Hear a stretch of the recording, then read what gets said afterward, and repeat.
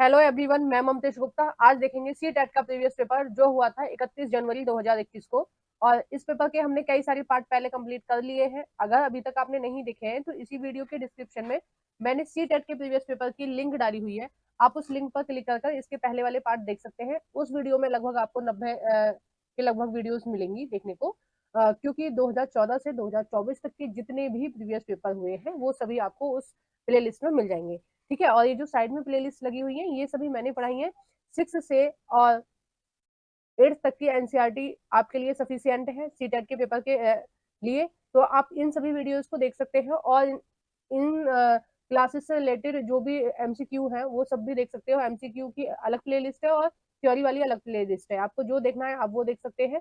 और इसके लिए आप मेरा यूट्यूब चैनल ओपन कर प्लेलिस्ट वाले ऑप्शन पर क्लिक कर अपनी आवश्यकता अनुसार वीडियोस को देख सकते हैं। आइए शुरू करते हैं। क्वेश्चन नंबर हम शुरू करेंगे 82 से। ठीक है, इससे पहले वाले जो क्वेश्चन है वो मैंने पहले पार्ट में कंप्लीट कर लिए हैं। क्वेश्चन नंबर 82, इतिहास शिक्षण का उद्देश्य केंद्रित होना चाहिए। यानी कि हम जो इतिहास पढ़ा रहे हैं बच्चों को उसका जो उद्देश्य है वो किस चीज पर, किस टॉपिक पर केंद्रित होना चाहिए। ए है उन मुद्दों की पहचान करना जो वर्तमान में भी प्रासंगिक हैं। ठीक है, यानी कि हमें ऐसे मुद्दों को लेना चाहिए या ऐसे उदाहरणों को हमें से लेकर समझाना चाहिए जो वर्तमान में भी चल रही है। जैसे हम कोई भी हिस्ट्री की चीज पढ़ा रहे हैं तो हम ऐसे बता सकते हैं कि पहले ऐसे होता था, अब ऐसे होता है। ठीक है, पहले इस तरह के बर्तनों का प्रयोग करते थे, अब इस तरह के बर्तनों का प्रयोग कर रहे हैं। तो हमें कौन से मुद्दे पढ़ाने हैं जो वर्तमान में है उनसे रिलेट करके। जैसे हम पुराने राजाओं के शासन के बारे में बता रहे हैं तो हमारे भारत में ज्यादातर जो राजवंश थे वो राजतांत्रिक थे। ठीक है, लोकतांत्रिक नहीं थे। ठीक है, महाजनपद काल के समय में कुछ राज्य ऐसे थे जो लोकतांत्रिक थे। नहीं तो जितने भी अगर आप प्राचीन भारत के राजा देखें तो वो सारे के सारे कैसे थे, प्रजा सॉरी राजतांत्रिक थे। ठीक है, ये राजतांत्रिक का मतलब है कि पूरी सत्ता राजा के हाथ में होती है। लोकतंत्र में आपको पता ही है सारी सत्ता किसके हाथ में होती है, जनता के हाथ में होती है। जनता जिसको जब चाहे राजा बना सकती है और चाहे तो उखाड़ सकती है। इसके उदाहरण आप देख सकते हैं, बांग्लादेश में तख्ता पलट हुआ था। ठीक है, और उनको हटा दिया था। जो पूर्व मुख्यमंत्री पूर्व प्रधानमंत्री थी उनको हटा दिया था, है ना। अफगानिस्तान में भी ऐसा हो चुका है, तो कई जगह हो चुका है। पाकिस्तान में भी एक बार ऐसा हो चुका है। तो कई सारे देशों में ऐसा हो चुका है कि अगर जनता को लगता है कि ये हमारा प्राइम मिनिस्टर गलत है तो जनता उसको हटा भी सकती है। तो हम ऐसे उदाहरण उनको देकर समझा सकते हैं। ठीक है, बी है अधिगमकर्ताओं में क्रियात्मक क्षमता विकसित करना। अब देखो, पढ़ा रहे हो, आपको क्या पढ़ाना है, इतिहास। इतिहास में क्रिएटिविटी बहुत कम होती है। ठीक है, ना के बराबर चीजें होती हैं जिनको हम क्रिएटिविटी के द्वारा समझा सकते हैं। ज्योग्राफी में हम क्रिएटिविटी के द्वारा चीजों को समझा सकते हैं, लेकिन इतिहास में पढ़ाना थोड़ा सा मतलब बहुत कम ही टॉपिक होते हैं जिनको क्रिएटिव तरीके से समझाया जा सकता है। क्योंकि इतिहास क्या है, जो पूर्व में घटना बीती हुई है। तो जो पूर्व में घटनाएं बीती हुई है उसमें आप क्या ही क्रिएटिव करोगे, जो है वो आपको पढ़ना है, समझना है। सी है भूतकाल में क्या घटित हुआ है ये बताना। तो इतिहास का मतलब ही ये है, लेकिन उन्होंने कहा है कि उद्देश्य क्या होना चाहिए आपका। डी है भूतकाल में कैसे घटित हुआ यह याद करना। याद करना हमें कभी भी याद कराना है ही नहीं, बच्चों को समझाना है। याद करने का काम वो खुद भी कर सकते हैं, उनके पास बुक है, बुक पढ़ने का काम भी वो खुद कर सकते हैं। तो आपको ये सारी चीजें नहीं करानी है। तो हमारा जो ऑप्शन सही हो जाएगा वो हो जाएगा पहला, हमें उन मुद्दों की पहचान करना जो वर्तमान में भी प्रासंगिक है। ठीक है, मतलब जो वर्तमान में भी है और जो पहले भी चीजें हो चुकी हैं तो उनसे रिलेट करके पढ़ाना। सीधा सीधा ये है कि हमें बच्चे के किताबी ज्ञान को व्यवहारिक ज्ञान से जोड़ना है ताकि वो बच्चा आराम से सीख सके। जैसा मैंने अभी आपको राजाओं की व्यवस्था बताई, प्रजातांत्रिक और लोकतांत्रिक बताया, तो आपके माइंड में तीन चीजें सेट हो गई। पुराना प्राचीन भारत किस तरह का राजवंश था वो भी सेट हो गया। लोकतंत्र भी आप समझ गए, प्रजातंत्र लोकतंत्र भी आप समझ गए, राजतंत्र भी आपको समझ में आ गया और आपको ये भी पता चल गया कि भारत में अब कैसी राज्य व्यवस्था चल रही है। ठीक है, तो हमें इस तरह से ही बच्चों को पढ़ाना है। क्वेश्चन नंबर 83, समसामयिक मुद्दों को सामाजिक विज्ञान की कक्षा में लाने के क्या उद्देश्य होने चाहिए। समसामयिकी मुद्दों का मतलब होता है करंट अफेयर। करंट अफेयर बच्चों को क्यों पढ़ाया जाना चाहिए सामाजिक विज्ञान की कक्षा में। ठीक है, अब देखते हैं कि इसमें से कौन कौन से ऑप्शन जो रहेंगे सही रहेंगे। अब देखो, इसमें ज्यादातर में ऑप्शन कितने दे रखे हैं, 3 दे रखे हैं, यानी कि एक आपको एलिमिनेट करना है। ठीक है, मतलब एक इसमें से हटाना है, बाकी 3 सही है। तो पहले आप एक बार ऑप्शनों को देख लिया करो कि आंसर में कितने हमें चूज करने हैं और कितने हमें हटाने हैं। ए है देश से जुड़े मुद्दों के प्रति रुचि को बढ़ावा देना। तो बिल्कुल ये करंट अफेयर का मतलब यही है कि आप जानते रहो कि आपके देश में क्या चल रहा है, किस तरह से चीजें हो रही है। बी है विश्लेषण और आलोचनात्मक मूल्यांकन करने का कौशल विकसित करना। तो ये भी ठीक है, क्योंकि जो भी करंट अफेयर होती है उनके द्वारा हम ये जान पाते हैं देश में क्या हो रहा है, हम ये समझ पाते हैं क्या चीजें सही हो रही है, क्या चीजें गलत हो रही है, हम मूल्यांकन कर पाते हैं। ठीक है, जो न्यूज आती है उनके आधार पर। सी है सनसनीज खबर मुहैया कराना, विषय के प्रति रुचि पैदा करना। ठीक है, और डी है विद्यालय परिसर के अधिगम और विद्यालय के बाहर की दुनिया को जोड़ने में अधिगमकर्ताओं की मदद करना। ये तो बिल्कुल सही हो जाएगा कि हमें क्या करना है बच्चों के साथ कि जो किताबी ज्ञान है उसको व्यवहारिक ज्ञान से जोड़ना है या फिर विद्यालय ज्ञान को बाहरी दुनिया से जोड़ना है। ठीक है, तो अब देखो इसमें से कौन सा हटेगा, ये सी वाला हटेगा। सनसनी वाला सनसनी खबरें कौन सी होती हैं, जैसे मर्डर कर दिया और चोरी हो गई, इस तरह का कोई अपराध हो गया, अपराध से रिलेटेड जो खबरें होती हैं वो कैसी होती है, सनसनी खबरें होती है। तो हमें वो बच्चों को नहीं पढ़ानी है, हमारा उद्देश्य बच्चों का मानसिक विकास करना है और बच्चों को देश के मुद्दों के बारे में समझाना है, समाज के बारे में समझाना है। सामाजिक विज्ञान का यही है कि एक अच्छे समाज का निर्माण करना है। ठीक है, तो इसका जो सही आंसर हो जाएगा वो हो जाएगा जिसमें सी नहीं होगा। तो देखो इन तीनों ऑप्शन में सी है, केवल डी में नहीं है, तो डी वाला जो सही हो जाएगा। नेक्स्ट देखते हैं क्वेश्चन नंबर 84। सामाजिक विज्ञान की कक्षा में समानता पर चर्चा करते समय उद्देश्य होना चाहिए। समानता पर चर्चा करते समय, देखो सामाजिक विज्ञान जो है वो गलत टाइपिंग हो गया है। समानता पर चर्चा करते समय उद्देश्य होना चाहिए। जब हम सामाजिक विज्ञान पढ़ा रहे हैं, एसएसटी पढ़ा रहे हैं, एसएसटी में हम कौन सा सब्जेक्ट पढ़ा रहे हैं, हम पढ़ा रहे हैं आपकी पॉलिटी साइंस। ठीक है, पॉलिटिकल साइंस पढ़ा रहे हैं, उसमें हम 8th क्लास का चैप्टर नंबर 1 पढ़ा रहे हैं जिसमें समानता के बारे में दिया हुआ है। ठीक है, 7th क्लास में भी दिया हुआ है समानता के बारे में, शायद पहला या दूसरा चैप्टर है, शायद दूसरा चैप्टर। ठीक है, तो पहला या दूसरा चैप्टर है, हम 7th क्लास की पॉलिटी पढ़ा रहे हैं। ठीक है, तो हमारा क्या उद्देश्य होना चाहिए वो हमें देखना है। ए है अधिगमकर्ताओं के साथ गरिमा से से जुड़े मुद्दों को संबोधित करना चाहिए या संबोधित करना। यानी कि अधिगमकर्ताओं का मतलब है अधिगम, जो अधिगम कर रहे हैं, अधिगम कौन कर रहा है, आपकी क्लास के जो स्टूडेंट हैं वो अधिगम कर रहे हैं। ठीक है, हम उनको क्या बोलेंगे, हम उनको अधिगमकर्ता बोलेंगे। ठीक है, स्टूडेंट को क्या बोलेंगे, हम अधिगमकर्ता बोलेंगे। तो अधिगमकर्ता को हमें इस तरह से संबोधित करना चाहिए ताकि उनकी फीलिंग्स हर्ट ना हो। ठीक है, उनकी गरिमा को कहीं भी चोट ना पहुंचे।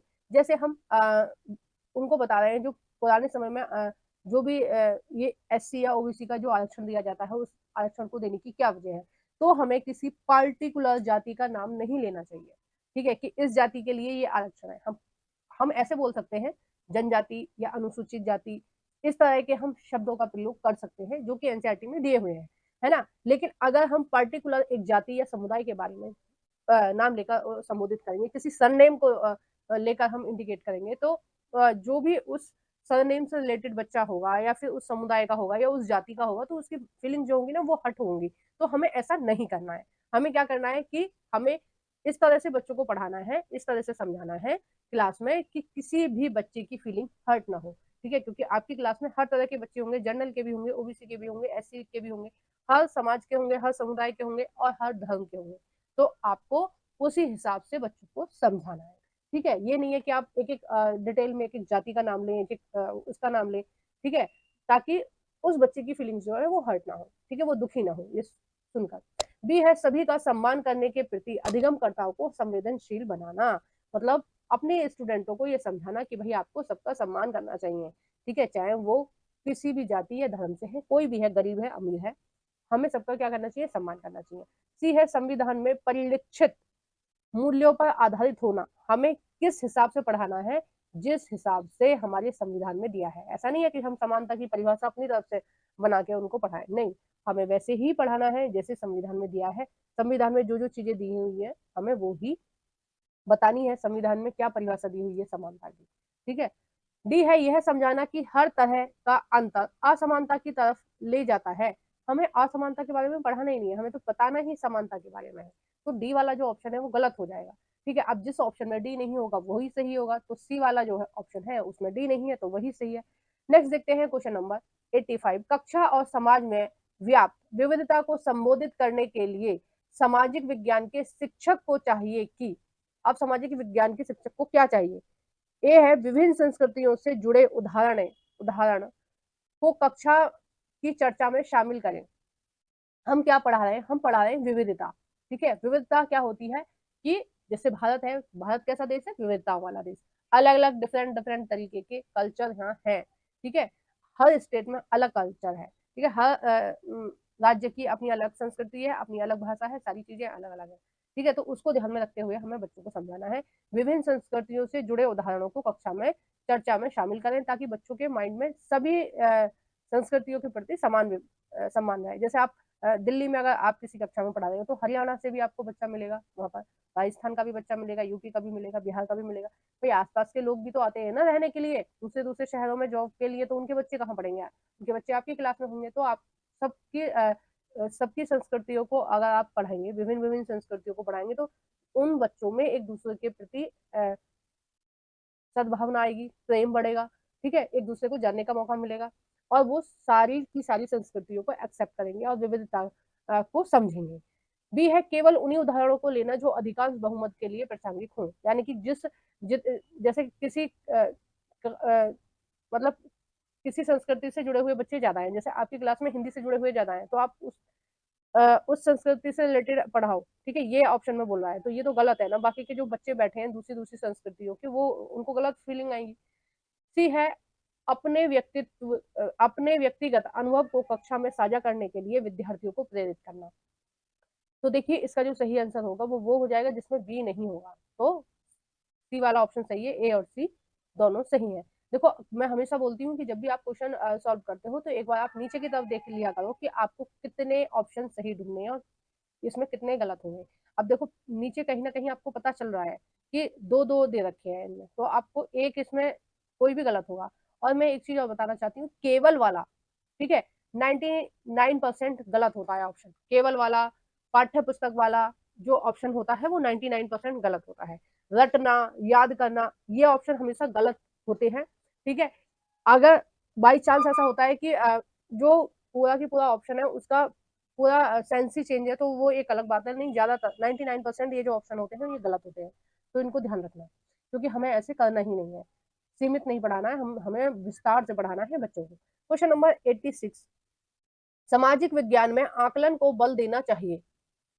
जब हम सामाजिक विज्ञान पढ़ा रहे हैं तो हमें किस तरह का आकलन करना चाहिए, ये क्वेश्चन कह रहा है या पूछ रहा है। ये है अधिगमकर्ता, यानी कि स्टूडेंटों के सूचना को याद रखने का मापन। यानी कि हमें ये देखना है कि किस बच्चे ने कितना अच्छा याद किया है। जैसे हमने क्वेश्चन याद करने को दे दिया, तो हम ये देख रहे हैं कि एज इट इज किसने लिखा है। ठीक है, तो ये तो ऑप्शन गलत हो जाएगा। मैंने पहले ही बताया, याद करना रटना बिल्कुल गलत है, हमें नहीं कराना है बच्चों को इस तरह से। भी है, अपने अधिगम को विभिन्न दैनिक परिस्थितियों से जोड़ने की अधिगमकर्ताओं की क्षमता का मूल्यांकन करना। यानी कि हमें ये देखना है कि बच्चे व्यवहार जो हमने पढ़ाया है उसको व्यवहारिक ज्ञान से किस तरह से जोड़ पा रहे हैं। तो यही जो बी वाला ऑप्शन है वो बिल्कुल सही हो जाएगा। ठीक है, अधिगमकर्ता माने होता है स्टूडेंट। आइए नेक्स्ट देखते हैं, क्वेश्चन नंबर 87, द्वितीय स्रोत का उदाहरण है। देखो, प्राथमिक स्रोत होता है जब हम कोई भी चीज सबसे पहली बार ले रहे हैं। जैसे सर्वेक्षण से मैं ना कई बार आपको बताया, जैसे जनगणना हमें करनी है। ठीक है, तो जनगणना में जो आपके घर आकर जो भी लोग होते हैं वो पूछते हैं कि कितने लोग हैं आपके घर में, कितने जॉब करते हैं, क्या है, किस तरह से चीजें हैं, तो सारी वो नोट डाउन करके ले जाते हैं। तो वो जो सर्वेक्षण से आंकड़े इकट्ठे कर रहे हैं वो हो जाएंगे प्राथमिक स्रोत। ठीक है, प्राथमिक स्रोतों के अंतर्गत ही सर्वेक्षण है, साक्षात्कार है, ये सब आता है। यानी कि आप किसी के सामने खड़े होकर उससे पूछताछ कर रहे हो। ठीक है, तो जहां से आप सबसे पहले स्रोतों को इकट्ठा कर रहे हो, तो वो क्या हो जाएंगे, प्राथमिक आंकड़े। द्वितीय जो स्रोत होंगे वो होंगे जो सेकेंडरी होंगे। मतलब आप अगर प्राथमिक स्रोतों से कुछ चीजों को लिख रहे हो या ले रहे हो, वो हो जाएगी सेकंड स्रोतों में, यानी कि द्वितीय स्रोतों में। ठीक है, अब पहला है भारत का संविधान, तो ये एक प्राथमिक स्रोत है। भारत का जो संविधान है भारतीयों के लिए कैसा है, प्राथमिक स्रोत है।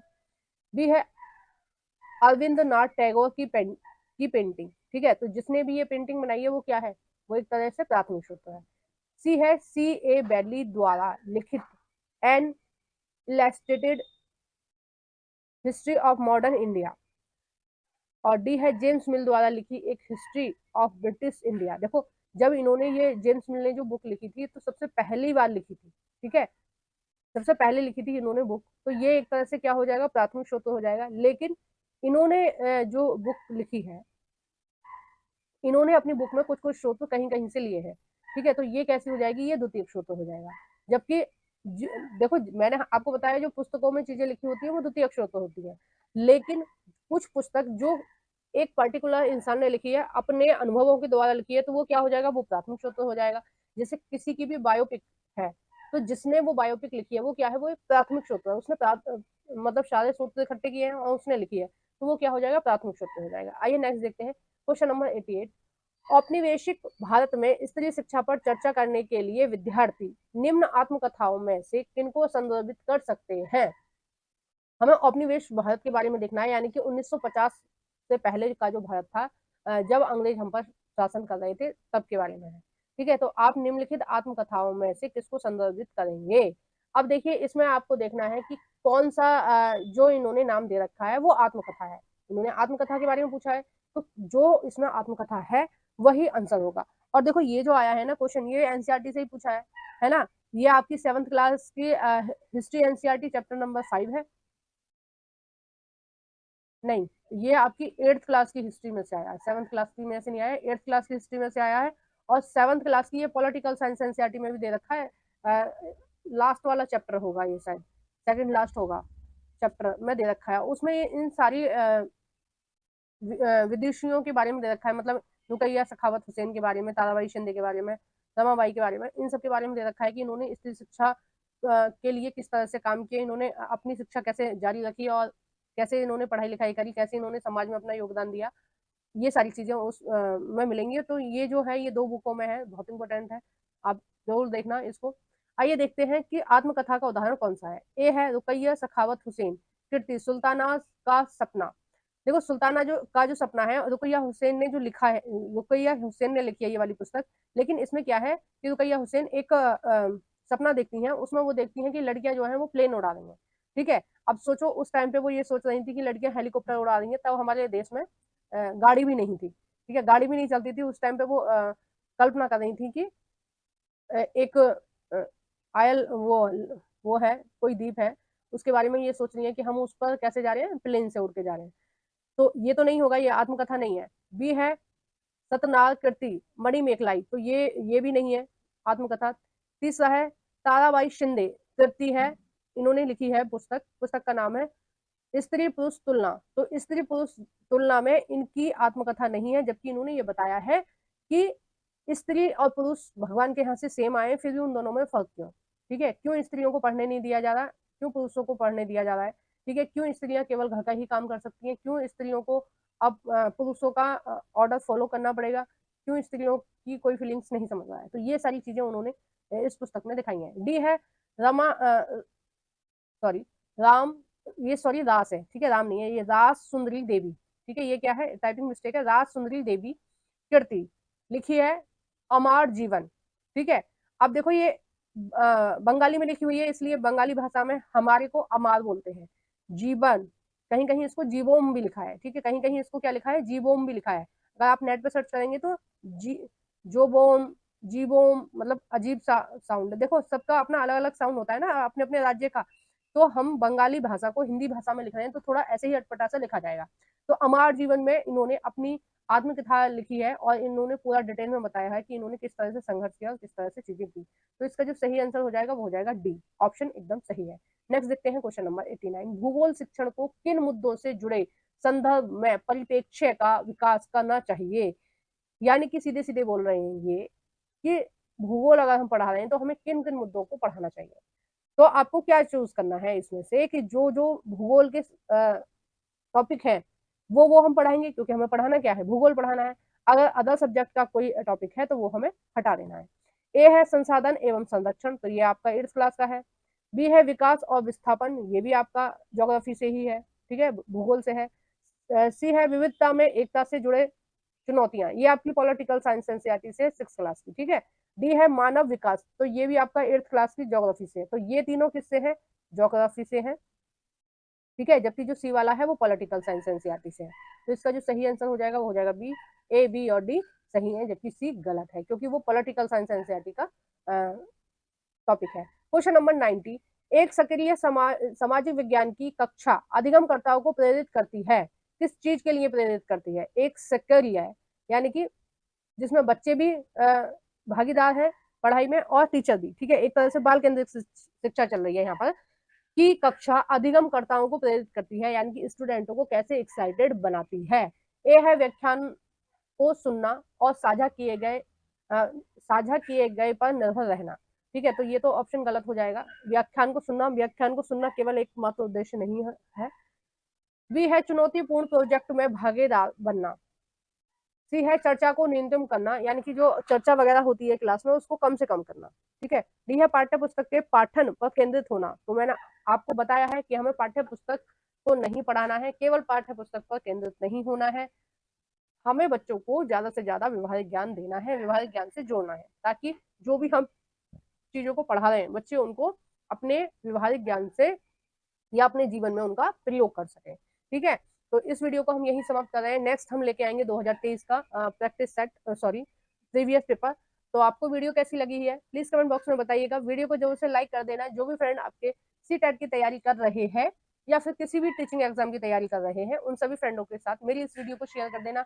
मेरे चैनल को सजेस्ट कर देना कि NCERT Mamtesh Gupta YouTube channel पर NCERT को बहुत ज्यादा डिटेल में पढ़ाया जा रहा है। 6 से 12 तक की NCERT की थ्योरी के साथ साथ उसके MCQs भी कराए जा रहे हैं, जैसा कि मैंने आपको वीडियो स्टार्ट होने से पहले आपको प्लेलिस्ट दिखाई थी, ठीक है। तो आप मेरे चैनल को सजेस्ट कर सकते हैं, और अभी तक आपने मेरे चैनल को सब्सक्राइब नहीं किया है तो प्लीज चैनल को सब्सक्राइब कर लीजिए। आगे भी NCERT पढ़ने के लिए आपको काम आने वाली है सारी वीडियो, तो प्लीज चैनल को सब्सक्राइब कर लीजिए। लाइक नहीं किया तो प्लीज लाइक करके जाना। Thank you for watching everyone.